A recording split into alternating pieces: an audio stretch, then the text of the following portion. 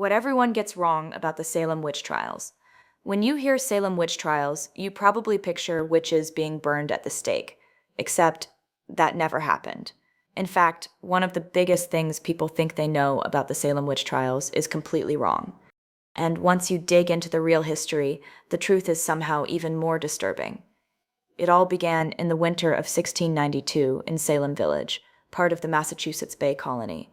A group of young girls suddenly began suffering from frightening symptoms. They screamed, convulsed, claimed invisible forces were tormenting them, and soon began accusing members of their community of witchcraft. At first, local leaders struggled to explain what was happening, but fear spread quickly through the deeply religious Puritan community. The first people accused were Tituba, an enslaved woman in the household of Reverend Samuel Parris, Sarah Good, a homeless beggar who lived in poverty, and Sarah Osborne, an elderly woman who had become an outsider after property disputes and her irregular attendance at church. None of them held positions of power. Instead, they occupied some of the most vulnerable places in Salem society, making them easy targets as suspicion grew. Before long, accusations spread far beyond those first three. Neighbors accused neighbors, children accused adults. Even respected church members and prominent citizens found themselves under suspicion. By the time the hysteria finally ended, more than 200 people had been accused of practicing witchcraft.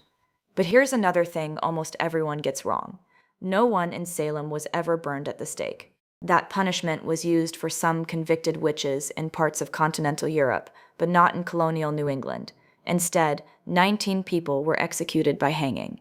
Another victim, Giles Corey, met an even more unusual fate. When Corey refused to plead guilty or not guilty, the court couldn't legally put him on trial. To force him to enter a plea, officials used a punishment known as peine forte et dure, slowly placing heavier and heavier stones onto his body. Corey refused to answer. According to long-standing tradition, his final words were simply, "More weight." Whether he actually spoke those words isn't certain, but the story has endured for more than 3 centuries. Another common misconception is that the Salem Witch Trials dragged on for years. In reality, the crisis unfolded with astonishing speed. Most of the accusations, trials, and executions took place between the spring and autumn of 1692. Eventually, even members of the colony's leadership began questioning the evidence being used in court.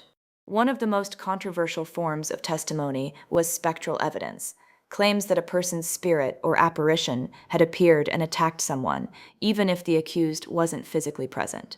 Governor William Phips eventually dissolved the special court of Oyer and Terminer that had overseen the trials. A new court largely rejected spectral evidence, and without it, the prosecutions quickly collapsed. Most of the remaining prisoners were released, and in the years that followed, the colony gradually acknowledged that grave mistakes had been made. So, what actually caused the Salem Witch Trials? The honest answer is that historians still don't know for certain. There was no single cause.